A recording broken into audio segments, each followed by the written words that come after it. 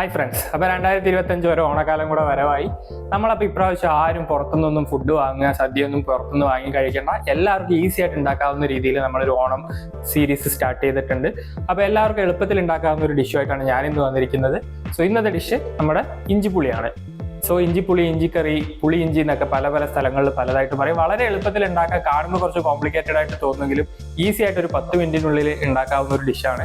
So welcome back to IT Cook. നമുക്ക് വീഡിയോയിലോട്ട് പോകാം, എളുപ്പം ഉണ്ടാക്കാം. ബാ. അപ്പോൾ ഇഞ്ചിപ്പുളിക്ക് വേണ്ട ഇൻഗ്രീഡിയൻസ് ആദ്യം എടുത്ത് വെച്ചാൽ ഞാനത് 200 ഗ്രാം ഇഞ്ചി കഴുകി വൃത്തിയാക്കി തോല് കളഞ്ഞ് ഫൈൻ ചോപ്പ് ചെയ്ത് വെച്ചിട്ടുണ്ട്.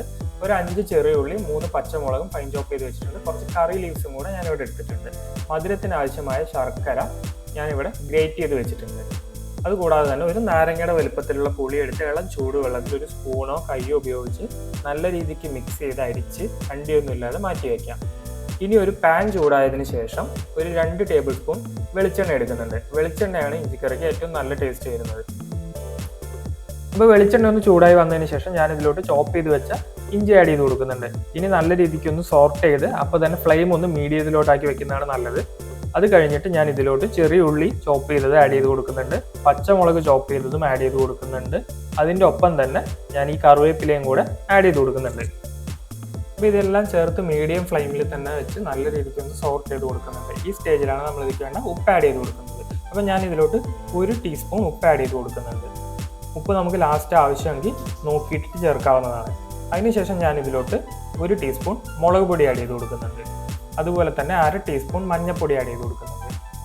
കൂടാതെ കുറച്ച് പെപ്പർ കൂടെ ആഡ് ചെയ്ത് കൊടുക്കുന്നുണ്ട്. അതിനുശേഷം ഇതിൻ്റെ പച്ചമണം മാറുന്നത് വരെ നല്ല രീതിക്കൊന്ന് ഇളക്കി കൊടുക്കണം.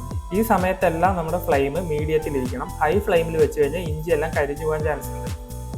അപ്പോൾ ഇതെല്ലാം ഒന്ന് ഗോൾഡൻ ബ്രൗൺ ആയി വന്നതിന് ശേഷം നമ്മൾ മാറ്റി വെച്ച പുളിവെള്ളം ഇതിലോട്ട് ഒഴിച്ചു കൊടുക്കുന്നുണ്ട്. ഇനി തീ ഒന്ന് ഹൈ ഫ്ലെയിമിലോട്ട് വെച്ചിട്ട് ഈ വെള്ളം നമുക്ക് നല്ല രീതിക്കൊന്ന് ഇളക്കി കുറുക്കിയെടുക്കണം. അപ്പോൾ ഇടയ്ക്കിടയ്ക്കൊന്ന് ഇളക്കി കൊടുക്കുന്നത് നല്ലതാണ്. അപ്പോൾ ഇതൊരു 2 മിനിറ്റ് കുക്ക് ചെയ്ത് കുറുകി വന്നതിന് ശേഷം നമ്മൾ ഇതിലോട്ട് മധുരത്തിന് ആവശ്യമായ ശർക്കര ആഡ് ചെയ്ത് കൊടുക്കുന്നുണ്ട്. ശർക്കര കൂടെ ആഡ് ചെയ്ത് തീ ഒന്ന് മീഡിയം ഫ്ലെയിമിലോട്ടാക്കി നല്ല രീതിക്ക് കുറുക്കിയെടുക്കണം.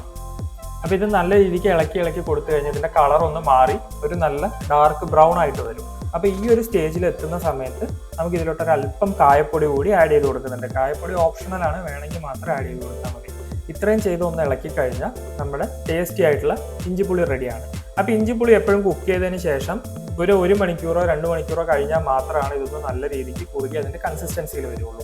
അപ്പോൾ നിങ്ങൾ സദ്യ ഉണ്ടാക്കുമ്പോൾ ആദ്യം തന്നെ ഇഞ്ചിപ്പുളി ഉണ്ടാക്കാൻ ശ്രദ്ധിക്കുക. അപ്പോൾ നമുക്ക് 1 മണിക്കൂറോ 2 മണിക്കൂറോ ഗ്യാപ്പിനുള്ള ടൈം കിട്ടും. അപ്പോൾ എങ്ങനെയുണ്ട് ഫ്രണ്ട്സ് നമ്മുടെ ഇഞ്ചിപ്പുളി? ഞാൻ പറഞ്ഞില്ല, എളുപ്പത്തിൽ ഉണ്ടാക്കാവുന്ന ഒരു ഡിഷാണ്. സോ നിങ്ങൾ ഈ ഓണത്തിന് എന്തായാലും ഉണ്ടാക്കണം. സദ്യയ്ക്ക് ഒഴിച്ചുകൂടാൻ പറ്റാത്തൊരു വിഭവമാണ്. അപ്പം നമ്മുടെ ഓണം സീരീസിലെ ഓരോ ഡിഷുകളും നമ്മുടെ പ്ലേലിസ്റ്റിൽ ആഡ് ചെയ്യുന്നുണ്ട്. അപ്പോൾ ഈ ഇഞ്ചിപ്പുളി നിങ്ങൾ ഉണ്ടാക്കി നോക്കിയിട്ട് നിങ്ങളുടെ അഭിപ്രായങ്ങളും നിർദ്ദേശങ്ങളും നമ്മുടെ കമൻറ്റ് ബോക്സിൽ ഒന്ന് രേഖപ്പെടുത്തുക. വീഡിയോ ഒന്ന് സബ്സ്ക്രൈബ് ചെയ്ത് ലൈക്ക് ചെയ്ത് മറ്റുള്ളവർക്കൊന്ന് ഷെയർ ചെയ്ത് സപ്പോർട്ട് ചെയ്യുക. സോ ഓണം സീരീസിൽ അടുത്ത വീഡിയോ ആയിട്ട് കാണുന്നത് ബൈ.